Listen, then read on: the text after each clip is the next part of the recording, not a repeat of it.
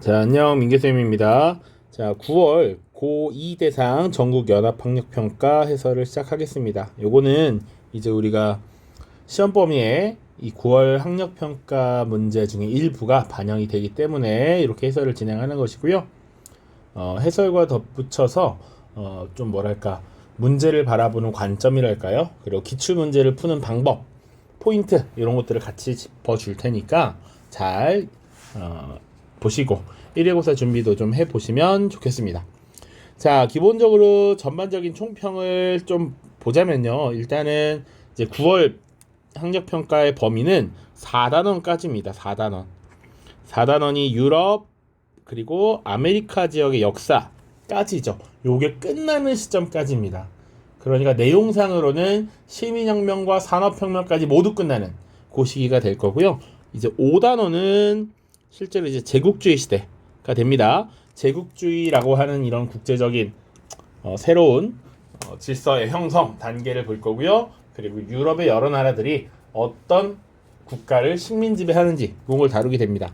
근데 9월에서는 4단원까지가 됐고요. 우리가 현실적으로 시험에서 다룬 내용 중에 실제 학교에서 아직 배우지 않은 내용들이 한 서너 문제 있었습니다. 그래서 그 정도 빼고는 평이하게 풀만했다 정도로 보시면 될 것 같아요. 그래서 하나둘씩 풀어보겠습니다. 자, 가볍게 빠르게 지나가도록 하겠습니다. 자, 1번입니다. 밑줄 친 이 문명에 대한 설명으로 옳은 것은 항상 1번으로 나오는 문제죠. 자, 이번 전시에서는 티그리스 강과 유프라테스 강 유역에서 발달한 이 문명의 유물들을 볼 수 있는데 지금 보면 아카드의 왕, 함무라비 법전, 길가메시 점토판 이런 것들이 자료로 제시되어 있습니다. 자, 그리고 이 두 강 사이에 라는 명칭이 메소포타미아였다라고 했어요. 그래서 메소포타미아 문명과 관련된 설명을 찾으면 되겠습니다. 자, 1번 지구라트를 건립하였다. 이게 정답이 되겠죠? 당시에 신전의 역할을 수행했던 건축물입니다. 자, 사자에서라고 하는 건 죽은 자를 위한 안내서였죠. 이집트 문명에서 볼 수 있는 것이고요. 올림피아제전이라고 하면 그리스에서 볼 수 있는 것. 종법에 의한 봉건제라고 하는 건 중국, 그것도 주나라에서 볼 수 있습니다. 그리고 배달을 만들었다. 인도 문명이 되겠습니다. 요 정도 가볍게 볼 것이라고 생각하고요. 요거는 3학년 때 가서도 수능에서도 일관되게 1번 문제로 고정으로 나오는 것이니까 각 개념을 잘 정리를 하셔야겠습니다. 2번 바로 보시죠.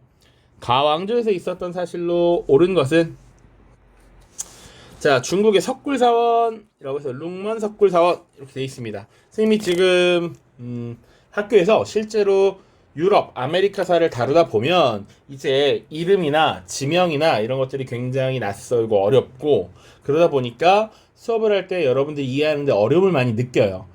실제로 역사에 대해서 흥미가 많은 학생이라면 크게 문제가 없지만 그렇지 않은 경우에는 조금 힘듦을 느낍니다. 그런데 우리 동아시아사는 사실은 왕조, 황제, 키워드 중심으로 외우면 딱딱딱 떨어지게 나오기 때문에 기본적으로 동아시아사를 다 맞춰가야 된다라는 거. 그런데 지금 9월 학력평가에서는 실제로 유럽사의 비중이 10문항이었습니다. 10문항. 나머지 이제 10문항은 기본적으로 거의 가져가야 된다라고 보시면 돼요. 자, 그래서 룽먼 석굴이 나왔고요. 5호 16국 시대의 분열을 수습하고 화북 지역을 통일한 이 나라라고 나와 있습니다. 자, 이 나라 바로 화북 지역을 통일했던 북이가 되겠죠. 북이. 북이에 대한 설명을 찾으면 되겠다. 자, 그래서 보시면 1번 당삼체가 만들어졌다. 당삼체는 당나라에서 만들어진 유물이라고 볼 수 있죠. 자금성이 건설된 건 언제입니까? 명나라, 특히 영락제 때입니다. 영락제.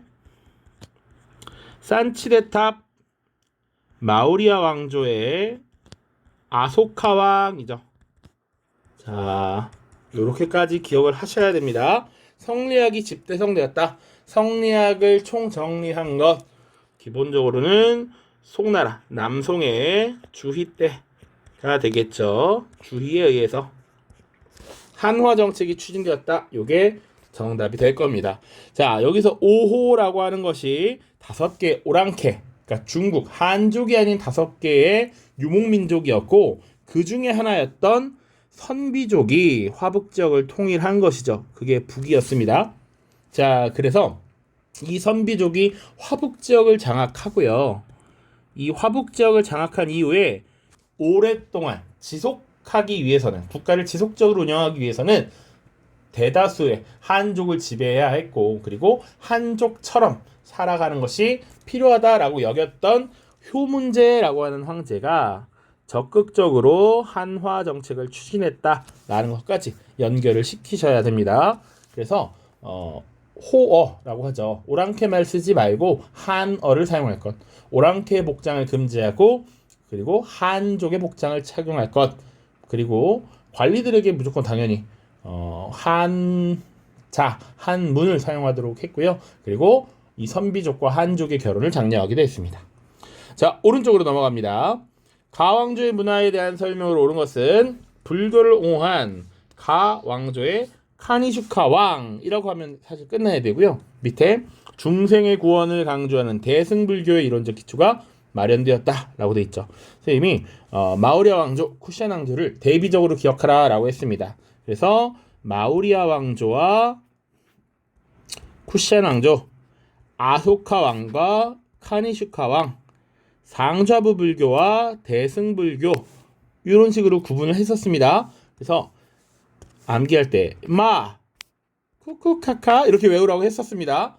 자, 외우기만 하면 된다. 어쨌거나 가는 지금 쿠샤 왕조가 될 거고요. 쿠샤 왕조 시대의 문화를 찾으면 되겠죠. 1번 봅시다. 시크교가 창시되었다. 요건 인도의 무굴 제국 시기가 될 겁니다. 그리고 샤쿤탈라라고 하는 건 희곡입니다. 산스크리트어로 쓰여진 희곡, 굽타 왕조고요. 우르두어가 사용되었다. 기존의 여러 언어들을 조합한 합쳐진 언어였고요. 무굴 제국 시기에 만들어졌다. 널리 쓰여졌고요. 쿠투브 미나르 건립은 델리 술탄 왕조. 정답은 5번이죠. 간다라 양식의 불상이 전해졌다. 자, 당시에 그리스풍의 이런 건축, 조각 양식이 들어오게 되면서 기존의 인도 문화 융합을 이루었고, 그것이 간다라 양식의 불상으로 만들어졌습니다. 자, 그래서 카니슈카 왕 때 대승불교, 그리고 간다라 양식의 불상 이렇게 기억해야 되고요. 그리고 마우리아 왕조, 아소카 왕, 상자부 불교, 산치데탑, 그리고 석주 기억해야 됩니다. 석주 요렇게 세 가지 숏 기억하셔야 됩니다. 4번 보시죠. 밑줄 친 이 왕조에서 있었던 사실로 옳은 것은, 자, 그림은 이 왕조의 크세르크세스 1세가 군대를 이끌고 헬레스폰트 해협에 상륙한 모습을 표현한 것이다. 그는 아버지였던 다리우스 1세의 뒤를 이어 그리스 세계를 침공하였지만 살라미스 해전 등에서 패배하면서 철수하였다. 요거 우리 1학기 거의 마무리될 때 다뤘던 내용들이에요. 다리우스 1세에서 이미 감을 잡았을 것입니다. 아케메네스 왕조 페르시아죠. 그래서 이 아케메네스 왕조 페르시아가 그리스 세계와 충돌했었죠. 그래서 대표적인 전투가 살라미스 해전이 있었고, 그리고 마라톤 전투 같은 것도 있었지. 마라톤 전투 그런 것들 같이 기억을 해주셔야 됩니다. 자, 그래서 아케메네스 왕조 페르시아에서 있었던 사실을 고르면 되는데, 1번 12표법이 제정되었다. 요거 로마 공화정 시기죠. 최초의 성문법이라고 우리가 기억하고 있습니다. 12표법. 예니체리라고 하는 건 오스만 제국에서 술탄을 보호하는, 그리고 술탄이 지휘하는 친위 부대였죠.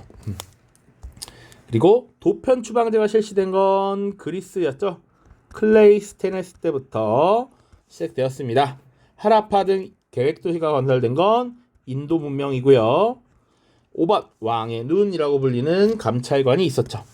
그래서 왕의 눈, 그리고 하나 더 왕의 귀라고 하는 감찰관이 있어서 지방의 총독들이 혹시나 왕에게 반역을 저지르진 않는지, 문제가 있진 않는지를 감찰하는 역할을 수행했고요. 그리고 그 지역에 신속한 왕의 명령을 전달하고 신속하게 물자를 보내고 군대를 보내기 위해서 왕의 길이라는 것도 만들어서 도로를 정비했었죠. 이런 것들 같이 기억해 두시면 되겠습니다. 5번 보시죠. 가 제국에 대한 설명으로 오는 것은 티무르의 후손을 자처한 바부르는 델리와 아그라를 점령한 이후에 가를 수립하였다. 어느 정도 문제 푸는 훈련이 되어 있다면 바부르에서 끝나면 좋고요. 좀 더 보시죠. 자, 보면 바부르는 아그라 근방 칸와에서 대포를 활용하여 라나 상가를 제압하였다. 이 전투의 승리를 계기로 바부르는 북인도 지역의 패권을 장악할 수 있게 되었다. 수업 때 설명했던 건 뭐냐면 이 바부르라고 하는 인물이 티무르의 후손을 자처했다라고 돼 있어요. 티무르 자체는 우리가 14세기경에 지금 중앙아시아 지역에 등장을 했고 누구를 계승한다? 몽골 제국의 재건을 목표로 내걸고 세워진 국가였잖아요. 그래서 명나라를 공격하러 갔었다고. 근데 이 티무르를 계승한다라고 자처한 바부르가 세운 나라가 역시 몽골의 계통을 자처하면서 나라 이름을 무굴이라고 지었죠. 무굴. 그리고 델리 아그라를 점령했다. 자, 그래서 조금 더 기억할 것은 무굴이 있기 이전에 어떤 국가가 있었느냐? 인도 지역에서는 델리라고 하는 지역을 수도로 삼아서 술탄이 다스리는 국가가 5개가 연달아 등장합니다. 그것을 묶어서 델리 술탄 왕조라고 표현을 하고요. 마지막 왕조가 로디 왕조였습니다. 그래서 이 로디 왕조를 무너뜨리고 무굴 제국을 건립했죠. 그에 대한 설명을 찾아보겠습니다. 1번 타지마할을 건립하였다. 맞죠. 물론 바부르 때 건립된 것은 아니고 샤자한이라고 하는 인물이 자신의 부인이었던 뭄타즈 마할을 기리면서 만든 궁전식 묘당이었습니다. 사마르칸트를 수도로 삼았다. 티무르. 에프타르 침입으로 쇠퇴했다. 굽타. 밀레트 제도 오스만이고요. 한과 로마 사이의 중개무역 잘 기억하셔야 됩니다. 파르티아입니다. 파르티아. 자, 6번입니다. 밑줄 친 왕국에 대한 설명으로 옳은 것은 자, 카롤루스 대제는 옛 서로마 제국 영토의 많은 부분을 차지하고 교황으로부터 서로마 황제의 관을 받는 등 왕국의 전성기를 이끌었다. 자, 지금 원래 같았으면 좀 더 어렵게 줘야 되는데 우리 2학년 학력평가에서는 이 정도로 쉽게 주었다. 자, 카롤루스 대제의 유일한 상속자였던 루도비쿠스 1세가 영토와 통치권을 물려받았지만 왕국이 하나로 유지될 수 있었던 것도 잠시뿐이었다. 왜냐? 그 아들들이 영토 분할에 불만을 갖고 권력 다툼을 벌였기 때문이다. 자, 이 뒤의 내용은 뭐냐면 사실 루도비쿠스 1세라고 하는 이 계승자가 죽고 나서 프랑크 왕국이 3개로 나뉘게 되죠. 중프랑크, 가운데에 장자 로타르가 받았던 게 중프랑크, 그리고 서프랑크와 동프랑크로 나뉘어지죠. 자, 그러다가 장자 로타르가 가지고 있었던 이 중프랑크가 그 로타르가 죽고 나서 그 아들이 계승하게 되는데 서프랑크와 동프랑크를 다스리던 이 루도비쿠스의 아들들이 조카의 땅을 빼앗으면서 분열, 경쟁하게 되었다라는 것이죠. 그것이 왕국의 분열을 갖고 왔다. 자, 그러나 문제는 사실 그것보다 훨씬 더 이지한 걸 물어봤습니다. 프랑크 왕국이죠. 프랑크 왕국. 그래서 선생님이 방금 얘기하려고 했던 것은 이렇게 3개로 나뉘게 된 것, 베르댕 조약, 그 이후에 서프랑크와 동프랑크가 이렇게 공격하면서 다시 영토를 재정비한 것이, 재획정한 것이 메르센 조약이라고 생각하시면 됩니다. 843년, 870년의 일입니다. 자, 프랑크 왕국에 대한 설명만 찾으면 됩니다. 1번 코르도바를 수도로 삼았다. 코르도바. 후 우마이야 왕조입니다. 우마이야 왕조. 자, 그리고 2번 상수시 공전을 건립하였다. 아직 진도에서 나가지 않았는데 프로이센이라고 하는 국가입니다. 자, 프로이센 곧 다룰 예정입니다. 포에니 전쟁에서 승리한 것은 로마죠. 이 로마가 카르타고와의 전쟁에서 승리를 했던 겁니다. 자, 이집트의 맘루크 왕조를 정복하였다. 오스만 제국의 셀립 1세에 대한 설명입니다. 5번 궁정학교를 세워 문예부흥을 문예를 부흥시켰다. 요거 카롤루스 대제 때의 일이죠. 요거 그래서 9세기에 이 시기의 문예 부흥을 카롤링거 르네상스 혹은 카롤루스 르네상스라고도 부릅니다. 궁정학교라고 하는 것을 수도 아헨에 건립했다라는 것. 자, 7번 보시죠. 가 황제에 대한 설명을 옳은 것은 조금 더 빨리 가겠습니다. 자, 가 한족 왕조를 수립하다. 명나라를 건국하고 몽골을 몰아낸 가 인물에 대해서 업적을 조명한다. 난징을 수도로 삼았고 한족 문화를 부흥시켰고 이갑제를 실시했대요. 명나라의 건국자인 홍무제가 되겠죠. 홍무제. 자, 그래서 명나라와 청나라 때 특히 홍무제와 영락제, 강희제와 옹정제와 걸륭제 이렇게 구분을 하셔야 됩니다. 홍무제에 대한 설명으로 옳은 것 골라보죠. 1번 남송을 멸망시켰다. 요건 원나라, 원을 이끌었던 쿠빌라이가 될 거고요. 2번 육유를 반포하였다. 이게 정답이죠. 6가지 유교 윤리를 백성들에게 널리 알려서 생활화시키려고 했던 겁니다. 3번 군기처를 설치하였다. 청나라의 옹정제이고요. 팔기제를 시행하였다. 그리고 청나라 후금이 등장했을 때부터 이미 팔기제는 시행됐던 겁니다. 누르하치라고 보셔도 됩니다. 사고전설을 펼치는 것 역시 청나라고요. 이것은 한인들에 대한 통제와 회유를 동시에 하는 정책이었다. 걸륭제 때입니다. 자, 다음 8번 가 제국의 문화에 대한 설명을 옳은 것은 그림에서 법학자 트레보니아누스는 가의 전성기를 이끌었던 유스티니아누스 황제에게 완성된 법전을 바치고 있습니다. 유스티니아누스 황제의 명에 따라 역대 로마의 법령을 정리하였습니다. 이것을 유스티니아누스 법전이라고 하고요. 그리고 이 유스티니아누스는 사실은 가 제국의 전성기를 이끌었던 황제이죠. 6세기 비잔티움 제국의 전성기를 이끌었던 인물이었습니다. 비잔티움의 문화를 살펴보면 돼요. 1번 바로크 양식이 유행했다. 바로크 양식. 자, 이 바로크라고 하는 건 17에서 18세기 절대왕정 시기에 사실은 그 화려함을 강조하는 이런 궁정의 건축, 문화, 예술 양식이라고 보시면 됩니다. 르네상스의 그런 분위기가 조금 잦아들고 새롭게 바뀌는 거. 바로크라고 하면 이제 웅장하고 화려한 것을 보여주는 것이고 대표적인 바로크 양식의 건축물이 베르사유 궁전이죠. 베르사유 궁전. 2번 성 소피아 성당을 건립한 곳이 비잔티움 제국입니다. 자, 조로아스터교를 국교로 삼았다. 사사왕조 페르시아고요. 헤로도토스가 역사를 저술한 건 그리스 세계죠. 그리스. 산스크리트어 문학이 발달한 건 인도의 굽타 왕조입니다. 굽타. 자, 그래서 지문에서 보면 아까 7번도 그렇고요. 여기는 홍무제를 물어봤지만 사실은 이 한족 왕조 명나라에 대해서도 물어볼 수 있을 것이고요.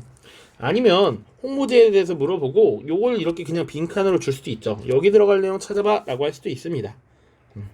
8번에서는 비잔티움 제국을 물어봤지만 지금 주고 유스티니아누스를 빈칸으로 줄 수도 있죠.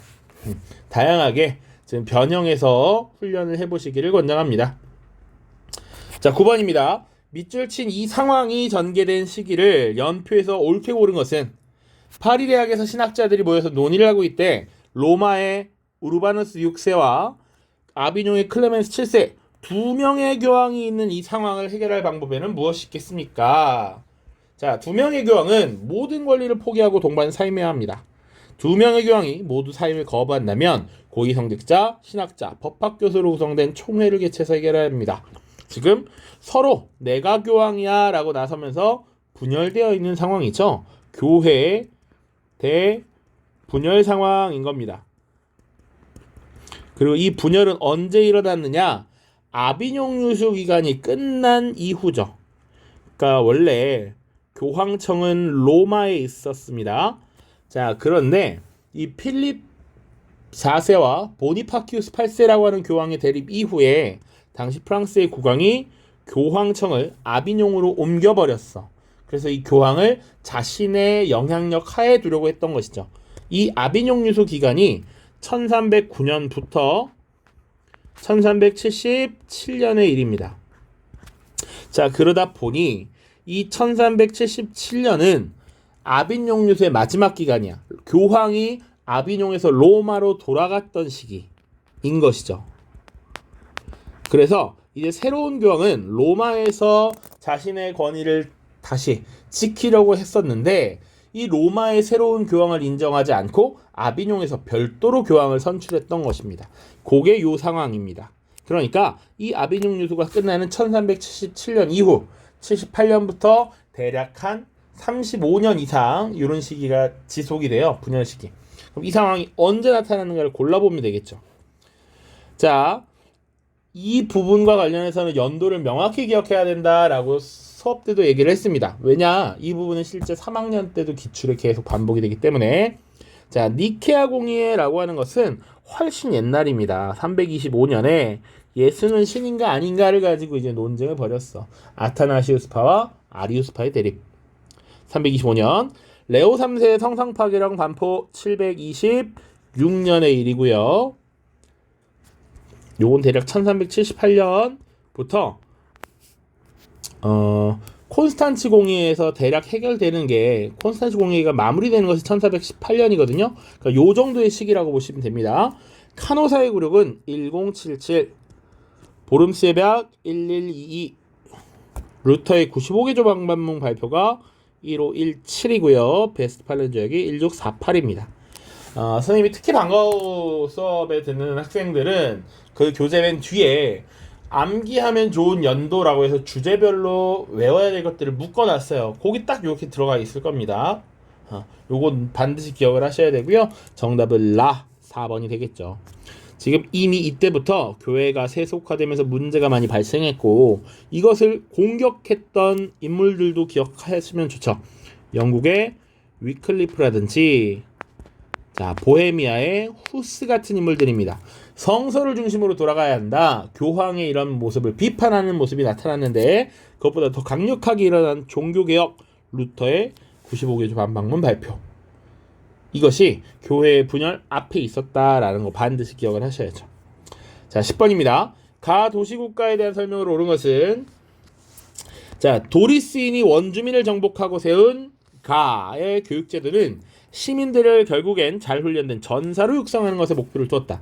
플루타르코스에 따르면 남성들은 7세부터 기초교육을 받기 시작하여 30세가 될 때까지 군대 생활을 같이 했다라는 것이죠. 그리고 여성들도 육체훈련과 정신교육을 받았습니다. 왜냐? 여성들도 강한 전사를 낳기 위해서는 훈련을 받아야 된다라고 생각했던 것이죠. 자, 이러한 독특한 교육 생활 방식을 채택한 이유는 외부의 적을 방어하기 위한 것뿐만 아니라 헤일로타이와 같은 피지배층의 반란에도 대비해야 했기 때문이야. 그래서 사실은 이 지배층 이 당시의 시민은 소수이고요. 반자유민이라고 할 수 있는 페리오이코이가 있고 그리고 예속민이라고 할 수 있는 여기 지문에 나와 있는 헤일로타이가 있습니다. 이들을 지배해야 했다라는 것이죠. 자, 이 도시국가 바로 스파르타가 되겠습니다. 스파르타. 우리 스파르타식 교육 이런 건 많이 들어봤을 겁니다. 자, 1번. 크리스트교를 공인한 건 어디입니까? 바로 로마 제국이죠. 로마 제국 콘스탄티누스 대제 때입니다. 313년 밀라노 칙령. 알렉산드리아를 건설하였다. 알렉산드로스 제국이 될 거고요. 미국의 독립전쟁을 지원한 것은 영국을 견제하기 위한 프랑스의 도움이었습니다. 프랑스. 그리고 펠로폰네소스 동맹을 주도하였다. 여기 정답이 되겠죠. 그래서 델로스 동맹을 주도했던 아테네와 맞짱을 뜬 거지. 자, 바스코다가마의 항해를 후원하였다. 포르투갈입니다. 포르투갈. 바시 형제들 바스코다가마 그 전에 바르톨로메우 디아즈 같은 힘을 기억하셔야 됩니다. 자, 11번입니다. 가 국왕에 대한 설명으로 옳은 것은 우표 속의 인물은 영국의 가 인물입니다. 이 가는 동인도 회사를 통해서 해외 진출을 꾀했고 대내적으로는 통일법을 제정했고 그래서 영국 국교를 확립했습니다. 그리고 빈민구제를 위한 법을 제정하는 등 국가를 안정적으로 이끌었습니다. 이 국왕은 영국의 엘리자베스 1세죠. 가장 최근에 진도에서 다뤘던 내용입니다. 엘리자베스 1세입니다. 자, 1번 권리 장전을 승인하였다. 이거 그 영국의 명예혁명 이후에 승인된 문서이죠. 이건 통합사회 시간에도 다뤄봤을 겁니다. 1689년에 승인된 문서고요. 명예혁명 당시에 제임스 2세라고 하는 국왕이 있었습니다. 제임스 2세의 국왕이 도망가면서 결국 피 한 방울 흘리지 않고 혁명이 달성됐다라고 해서 명예혁명이야. 명예혁명. 그래서 명예혁명 이후인데, 자, 그러면 권리장전을 승인한 국왕은 누구냐? 명예혁명 이후에 네덜란드공 윌리엄과 메리라고 하는 인물이 영국의 공동왕을 맡기로 합니다. 이 두 명의 왕이 공동왕이 권리장전을 승인합니다. 윌리엄과 메리 공동왕. 자, 상트페테르부르크를 수도로 삼았다. 이건 세인트라고 보시면 되고요. 이거는 페테르는 피터입니다. 그래서 성 피터, 성 베드로의 도시 뭐 이렇게 보시면 되는데, 이렇게 상트페테르부르크를 수도로 삼은 건 러시아의 표트르 대제입니다. 자, 3번 에스파냐의 무적 함대를 격파하였다. 이게 정답이죠. 1588년에 있었던 칼레 해전입니다. 칼레 해전. 수업 때 설명을 했던 것 같네요. 자, 4번 콜베리를 등용하여 중상주의 정책을 펼쳤다. 프랑스의 절대왕정을 이끌었던 루이 14세고요. 오스트리아와의 전쟁을 통해서 슐레지엔을 차지하였다. 이것도 프로이센이 될 겁니다. 프로이센. 이것은 아직 다루지 않은 내용이라 곧 다루도록 하겠습니다. 자, 12번 보시죠. 밑줄 친 나라에 대한 설명으로 옳은 것은 알록산과 사사명이 일으킨 반란으로 호적, 지금 인구대장이 유명무실해지고 나라의 재정이 어려워졌어. 이를 해결할 좋은 방법이 없겠는가. 그래서 그 대안으로 신하가 뭐 양세법을 시행하십시오 이렇게 돼 있죠. 자, 요것을 안사의 난이라고 하죠. 안사의 난이라고 하고, 그것으로 지금 국가 재정이 어려워지니까 당나라 후기 때 양세법을 시행하게 됩니다. 요 나라는 당나라죠. 당나라. 자, 당나라에 대한 설명으로 옳은 것은 1번. 자, 이미 양세법을 시행한다고 돼 있으니까 일조편법을 실시하였다라고 하면 사실 정답이 될 수 없죠. 그리고 명나라 때입니다. 장거정이 건의를 해서 당시 지세와 정세를 각각 한 가지 조항으로 합쳐서 은으로 납부하도록 한 것이 일조편법이다. 자, 그럼 맹한 모국제를 시행하였다. 금나라고요. 여진족이 세웠던 금나라. 휴인장을 발급하였다. 에도막부입니다. 에도막부. 절도사 주전충에게 멸망한 것이 당나라죠. 당나라. 그래서 이 주전충이라고 하는 인물은 원래 본명은 주온입니다. 주온. 그래서 이 주온이 그 이전에 있었던 황소의 난을 진압하는 데 도움을 줘서 황제가 오직 지금 충성을 다한다, 온전히 충성을 다했다라고 해서 전충이라는 이름을 준 거였어. 그런데 그 주전충이 당나라를 무너뜨리게 됩니다. 반량전으로 화폐를 통일한 건 진나라죠. 진나라. 자, 오른쪽 아래에 있죠. 13번 밑줄 친 이 국가에 대한 설명으로 오는 것은, 자, 원주민의 날 선포라고 되어 있고요. 우리 시에서는 이 국가의 왕 이사벨라 1세의 지원을 받은 콜럼버스가 라고 되어 있습니다. 1492년에 서인도주에 도착했다 뭐 이런 내용들을 쭉 하고 있고요. 자, 지금 콜럼버스와 마젤란의 항해를 후원했던 국가는 에스파냐죠. 에스파냐. 에스파냐. 그래서 에스파냐에 대한 설명을 찾으면 됩니다. 우리 바시 형제들은 포르투갈이, 나머지는 에스파냐입니다. 자, 1번 군관구제를 실시하였다. 군사령관이 지역을 맡아서 다스리도록 했던 국가 비잔티움 제국입니다. 비잔티움. 그리고 잉카 제국을 멸망시켰다. 이게 정답이 되죠. 아스테카 문명과 잉카 문명을 무너뜨린 게 에스파냐입니다. 자, 대륙 봉쇄령을 발표한 것은 나폴레옹이고요. 아직 배우지 않았습니다. 프랑스 혁명 이후에 나올 예정입니다. 자, 폴란드를 분할 점령한 것은 우리 교과서상에는 이제 러시아, 프로이센, 오스트리아죠. 프로이센을 프로라고 쓰는 건 프랑스와 구분하기 위함입니다. 자, 특히 프로이센의 프리드리히 2세, 러시아의 예카테리나 뭐 이런 인물들이 나옵니다. 자, 스파르타쿠스의 난을 진압하였다. 이건 로마 공화정 시기이고 크라수스라고 하는 인물 기억하셔야 됩니다. 크라수스. 자, 왼쪽으로 넘어가죠.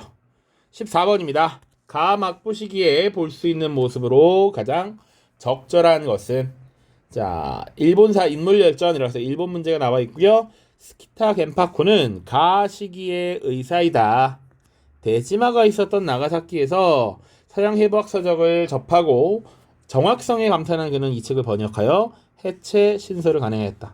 이후 가 막부 시기에는 난학, 란가쿠라고 하는 것이 융성하게 되었다.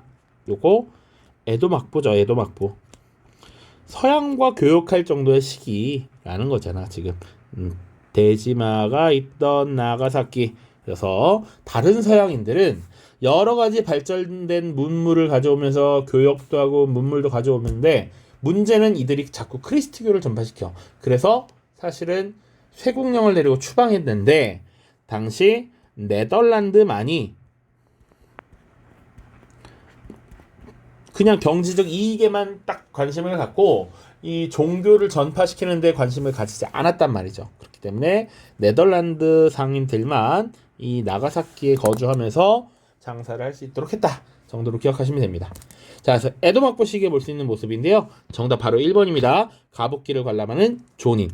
이 시기에 성장했던 상인과 수공업자를 묶어서 존인 계층이라고 보통 이야기를 하죠. 존인. 자, 그리고 2번 보시면 당나라에 파견되는 견당사로 파견되는 외교사절 이라고 되어 있습니다. 주로 이것은 뭐 그 전에 있었던 야마토 정권이나 혹은 나라 시대가 되겠죠.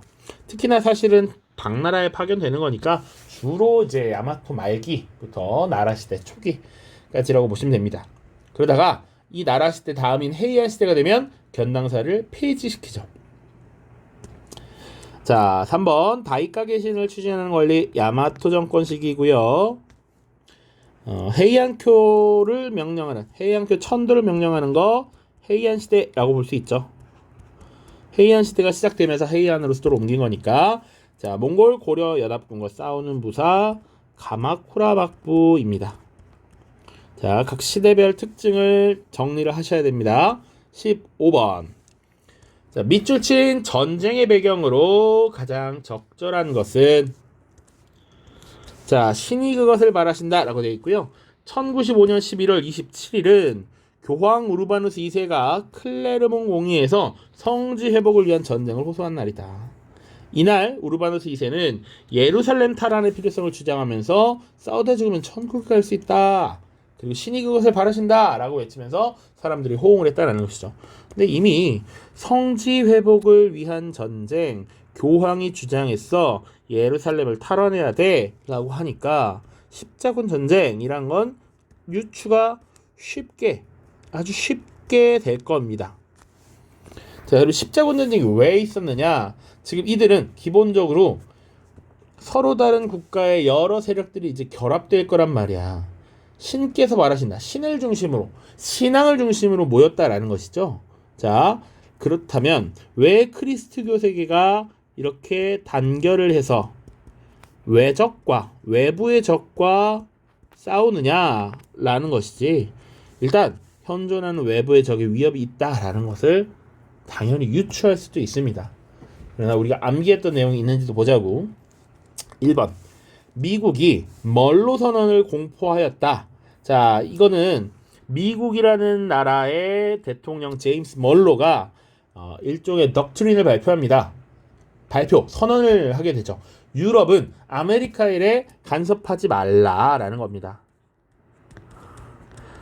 아메리카에 대한 불간섭을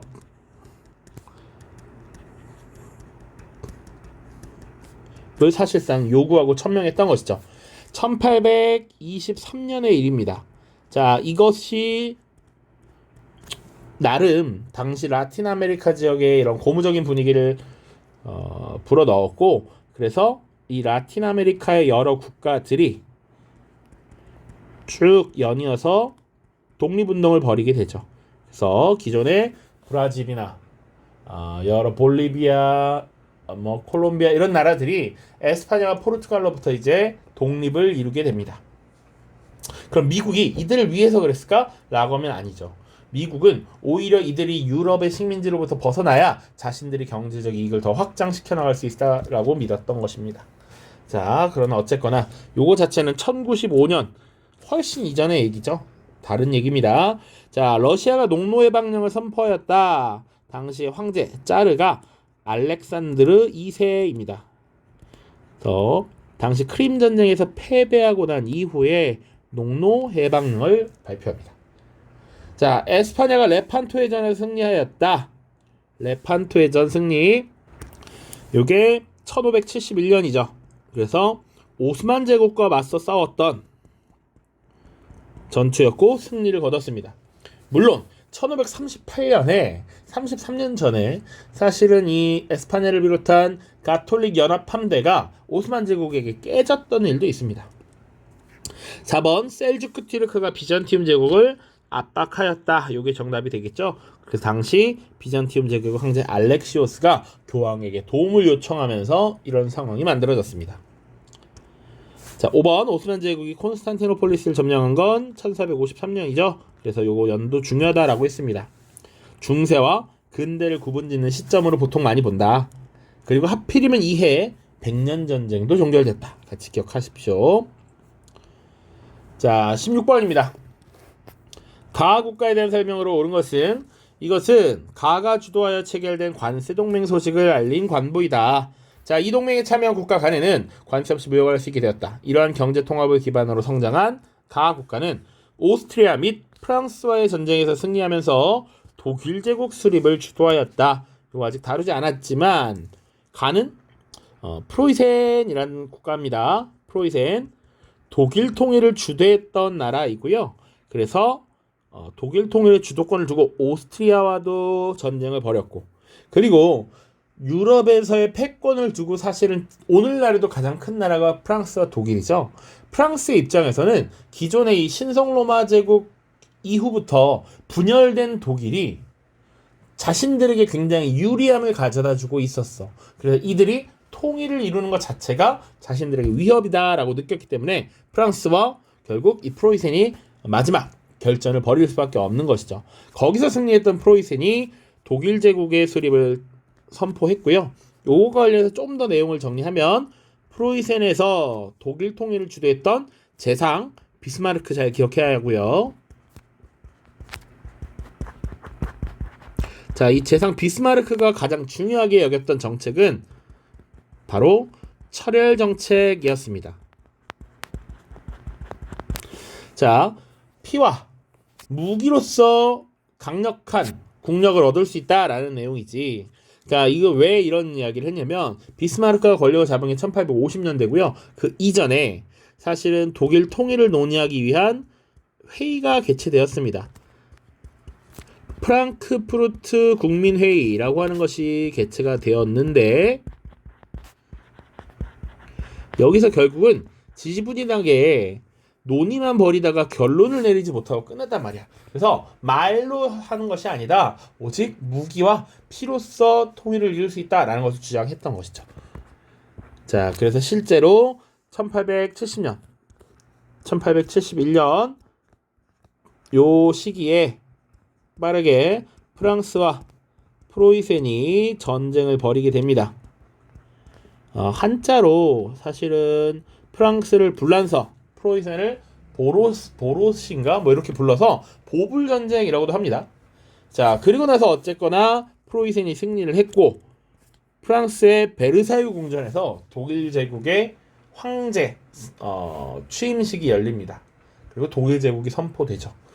그런 굴욕을 맛보게 됩니다. 자, 아무튼 지금 프로이센에 대한 설명을 찾는 겁니다. 1번 티마르제를 실시하였다. 오스만 제국이고요. 철혈 정책 나왔죠? 여기 정답입니다. 재상 비스마르크의 주도로 철혈 정책을 시작해서 강력한 군비 확장 정책을 펼쳤고 통일에 다다를 수 있었다. 자, 델로스 동맹을 주도하였다라고 하는 것은 아테네, 베르사유 궁전을 건립한 것은 프랑스고요. 데카브리스트의 봉기, 자, 이 데카가 DEC 12월을 의미합니다. 당시 러시아의 청년 장교들이 12월에 입헌주의, 헌법 제정과 의회 설치 등을 주장하면서 반란을 일으킨 것, 이게 데카브리스트의 봉기라고 보시면 됩니다. 자, 이제 4개 남았습니다. 자, 17번. 밑줄 친 이 왕조에 대한 설명으로 옳은 것은, 자, 지금 보시는 알콜라파 모스크라고 하면 일단 이슬람인 걸 알겠죠?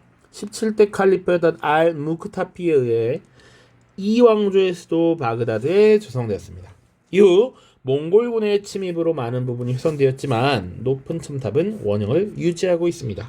자, 수도 바그다드라고 힌트를 강력하게 주고 있죠. 그리고 몽골군의 침입을 받았다도 하나의 힌트가 됩니다. 자, 아바스 왕조 바그다드였습니다. 아바스 왕조 잘 기억하셔야 돼요. 자, 1번 파르티아를 멸망시킨 건 누굽니까? 파르티아. 우리 서아시아 다룰 때 아시리아가 있었고 아케메네스 왕조 페르시아가 있었고 파르티아, 그 다음 사산왕조 페르시아였습니다. 사산왕조 페르시아가 될 거고요. 이베리아 반도까지 진출한 것은 아바스 왕조 앞에 있었던 우마이야 왕조죠. 그래서 이베리아 반도를 넘어서 지금 유럽 본토로 거꾸로 올라 들어가려고 했는데 프랑크 왕국에게 막혔다라는 것 같이 기억해야지. 자, 데브시르메 제도를 운영한 것은 오스만 제국이고요. 사산왕조 페르시아를 정복한 것은 이슬람 제국이죠. 이슬람 제국에서도 특히 정통 칼리프 시대 때입니다. 당과의 탈라스 전투에서 승리한 것, 요게 정답이 되겠죠. 751년입니다. 그래서 당시 비단길 실크로드의 주도권을 장악했다까지 같이 기억을 해두시면 굿. 자, 다음 18번입니다.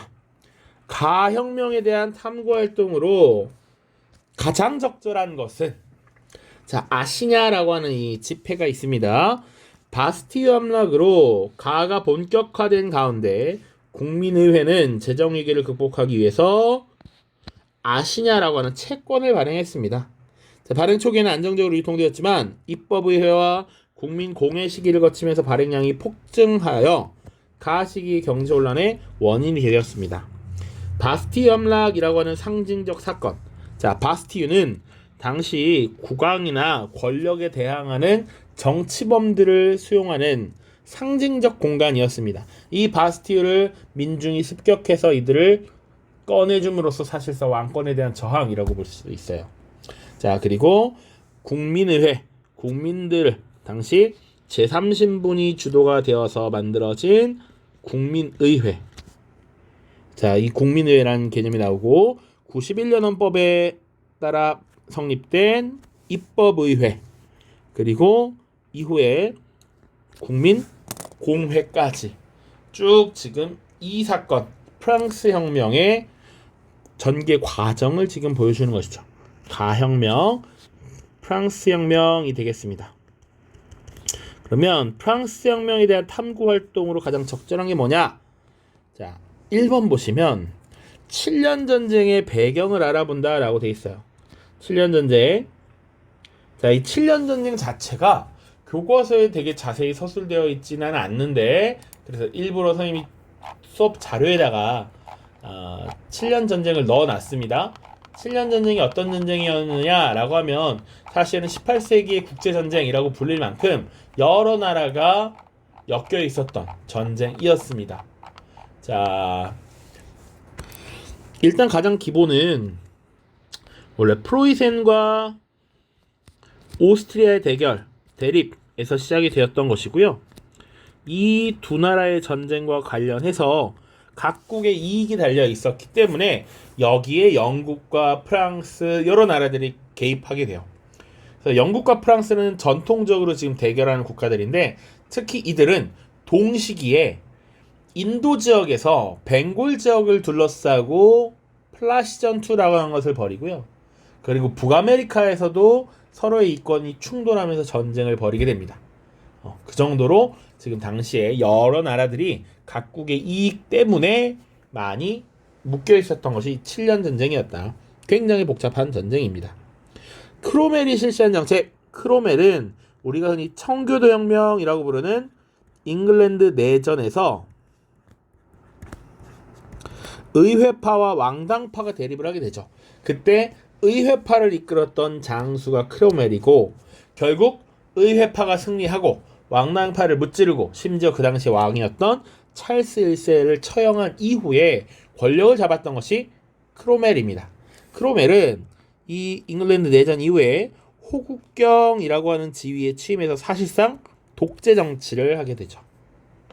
그리고 이 크로멜이 실시한 정책이라고 하면 대표적인 것은 사실 항해법이라고 하는 게 있습니다. 항해법.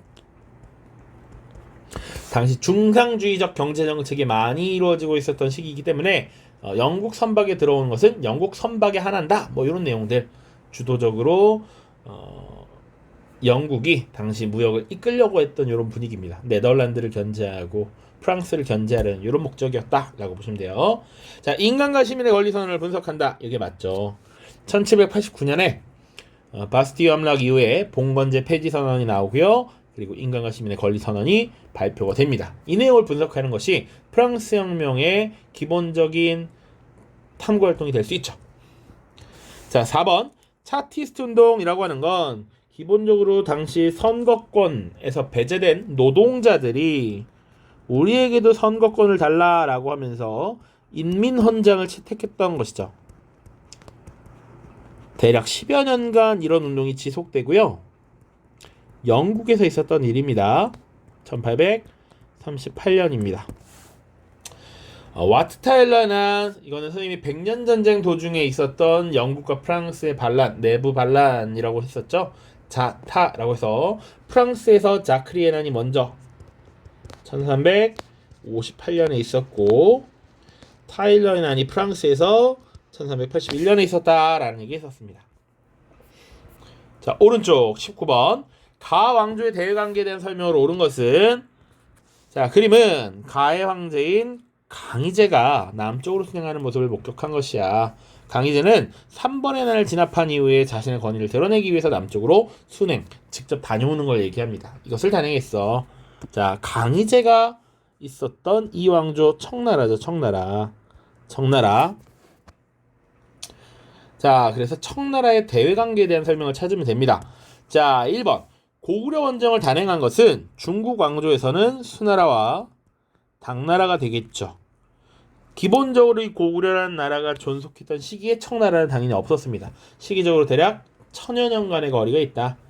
장건을 서역에 파견한 것은 한나라 무제 때의 일이죠. 정화의 원정 명나라 영락제 때고요. 자, 네르친스크 조약을 체결하였다. 요게 정답이 될 겁니다. 청나라 때 당시 러시아의 표트르 대제가 집권하던 시기였는데 러시아와의 국경 분쟁을 해결짓기 위해서 강희제 때 네르친스크 조약을 체결했죠. 자, 두 차례에 걸쳐서 일본을 침공했던 건 원나라 꾸빌라이가 되겠죠. 꾸빌라이. 그래서 고려와 함께 당시 가마쿠라 막부를 공략하였으나 폭풍우에 막혀서 실패했다. 그 정도 보시면 됩니다. 자, 마지막 20번이고요. 요거는 수업 시간에 같이 풀긴 했었는데 요거는 안 배운 내용이지만 사실은 국어 문제였다라고 볼 수 있습니다. 가에 들어갈 내용으로 가장 적절한 것은 산업혁명과 산업사회 형성이라고 돼 있고 기술혁신, 새로운 기계가 등장했다. 그래서 직무를 짜는 방직기, 증기기관, 증기기관차 이런 것들이 만들어졌고 산업혁명이 가져온 변화 빈칸이 돼 있는데 그 외에 도시의 성장과 인구의 증가가 있었고 산업자본과 같은 새로운 계급의 출현이 있었다라고 하죠. 자, 그러면 산업혁명이 가져온 변화에 들어갈 수 있는 내용이 뭐냐 이거야. 그런데 헬레니즘 문화는 뭐예요? 당시 알렉산드로스 제국이 등장한 이후에 제국 이후에 등장한 문화적 양상이죠. 그러니까 이거 자체가 일단 시기적으로 너무 멀고요. 2번 라티푼디움은 뭡니까? 대농장이었어. 대농장. 로마가 카르타고를 상대로 승리했던 포에리 전쟁 이후에 영토가 굉장히 넓어졌다라는 거지. 그래서 일부 권력자들에 의한 대농장 경영이 이루어졌고 당시 자영농이 오히려 몰락하는 이런 모습들이 발생합니다. 그러니까 지금 힘과 권력을 갖고 있었던 자들이 전쟁에서 승리한 이후에 전쟁포로들을 노예로 삼아서 그들을 이용해서 대농장을 경영했단 말이야. 그러다 보니까 자영농들은 오히려 자신들의 땅을 제대로 갖지 못하고 밀려나는 경우가 많았습니다.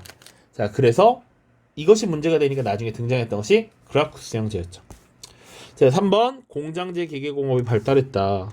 지금 위에 보면 여러 가지 새로운 기계가 등장했다라고 하니까 당연히 가져올 수 있는 변화죠. 그래서 나는 이거 국어 문제라고 했습니다. 3포제 경작 방식이라고 하면 중세 장원의 모습이죠. 오늘날처럼 비료 이런 것들이 발전하지 못했기 때문에 지력을 회복하기 위해서 춘경지와 추경지 그리고 휴경지를 두어서 농사를 지었었다. 그것이 삼포제였고요. 이탈리아 르네상스의 전개라고 하면 훨씬 차이가 있죠. 이전의 일입니다. 대략 한 300여 년 전으로 돌아가야 되고 문화예술의 부흥을 이끌었던 거니까 기계의 등장과는 관계가 없다라고 보시면 되겠습니다. 자, 그래서 총 20문제를 같이 풀어봤고요. 대략 우리 성수고 2학년 학생들은 유럽사에 해당하는 게 10문제였고 실질적으로 이게 진도를 나가지 못할 것 같은 것들이 예를 들면 유럽사에서 산업혁명 파트는 당연히 나가기 어려울 것 같고요. 그 외에는 웬만한 건 다 할 수 있을 것 같다라는 생각은 듭니다. 뭐 안 되면 안 되는 대로 하고요. 되면 되는 만큼만 하면 될 것 같아요. 프랑스와 독일의 토일도 못할 수도 있습니다. 프랑스랜다. 이탈리아와 독일의 통일.